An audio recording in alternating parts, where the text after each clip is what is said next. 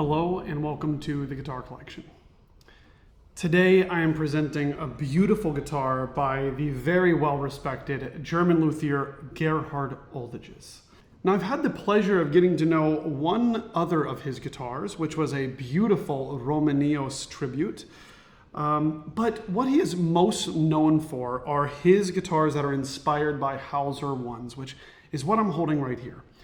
Now, to tell you a little bit about this instrument, this one was built in the year 2014 and it's titled La Garza. Let's talk a little bit about the specs of the guitar and then we'll dive a little bit deeper into the sound.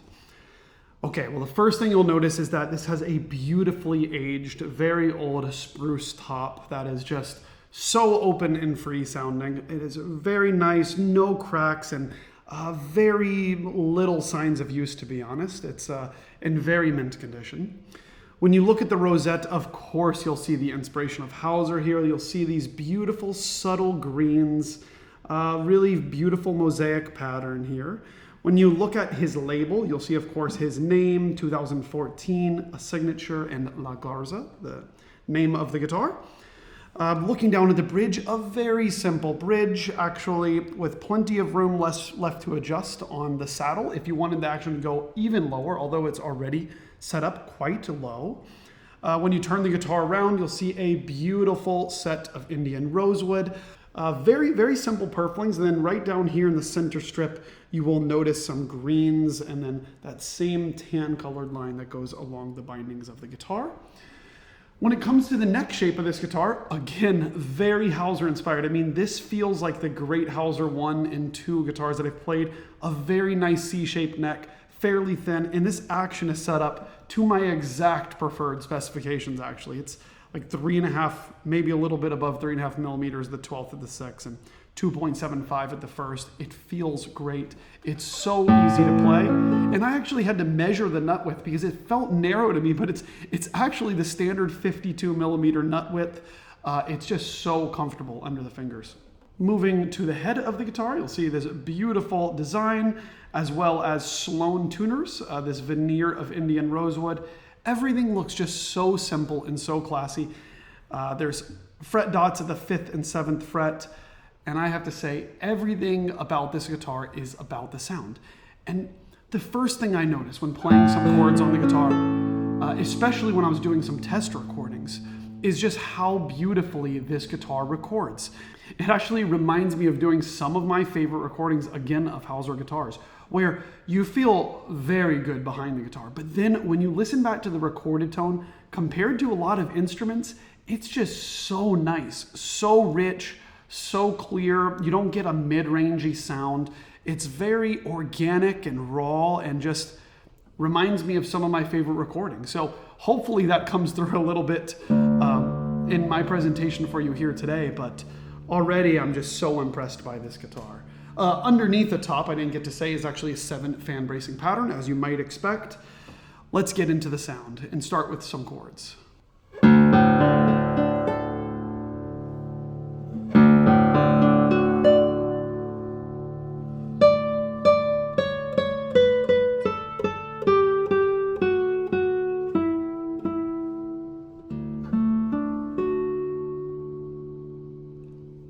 What strikes me is how even this guitar is. It's very well balanced. No note jumps out at you. It's all very, very balanced and even. And I really, if I was blindfolded, I might tell you that this was a Hauser I or II. It's among the best, I would say up there with Fritz Ober.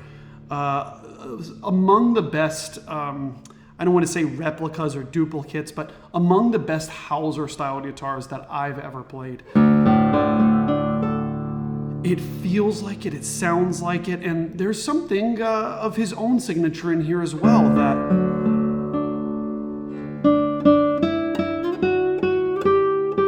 I quite like. And what it feels like to me is a little bit less tight and bright than a lot of the Hausers that I've encountered.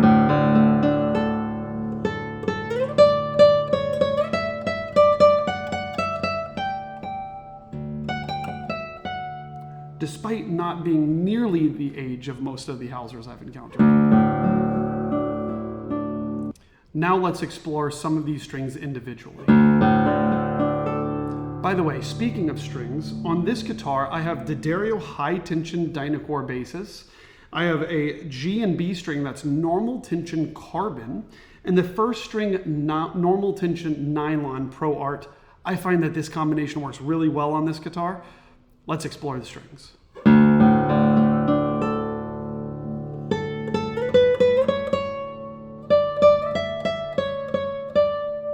Very crisp, very clear first string.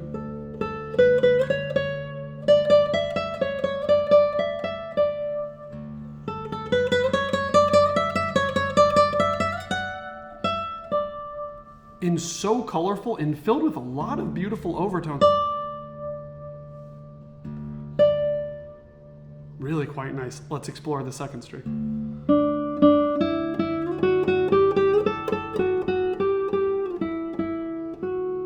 Gentle, not overly dark.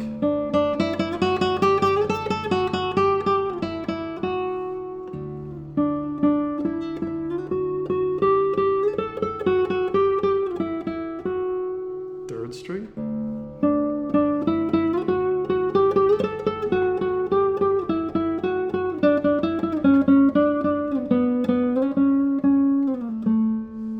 Ooh, very fat sound for that third string. Fourth.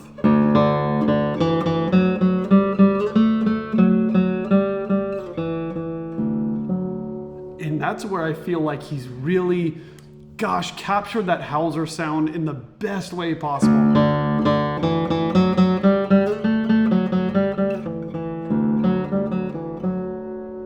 Really, find me another guitar that's not a Hauser that can do this.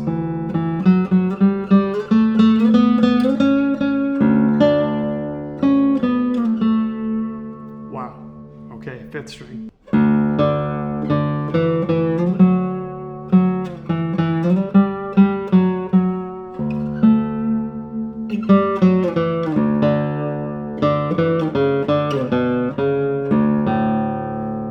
Lots of authority, lots of punch. You can really lean into it.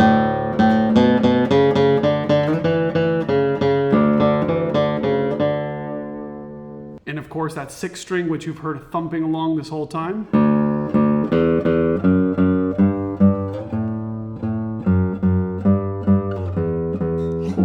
The way you feel that throbbing against your chest here. And it's not just one of those notes, right? It's all of these.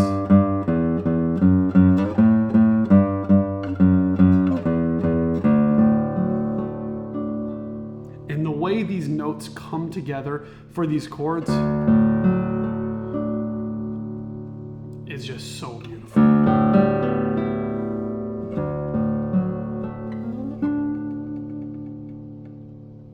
Before I go any further, I'd like to remind you to please subscribe to this channel.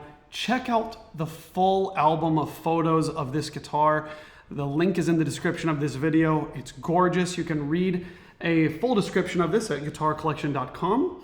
And wow, congratulations to Gerhard Oldiges. I mean, it's really a pleasure to get to know this guitar. It's also in such great condition, and someone is going to be very lucky out there that's looking for an incredible traditional guitar in the style of Hauser.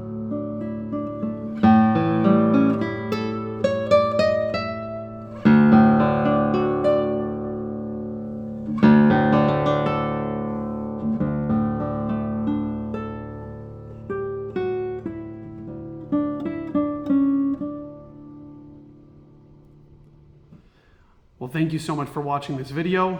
I'm going to play a few more musical examples. Of course, Prelude 11 by Tárrega, which I play on every video.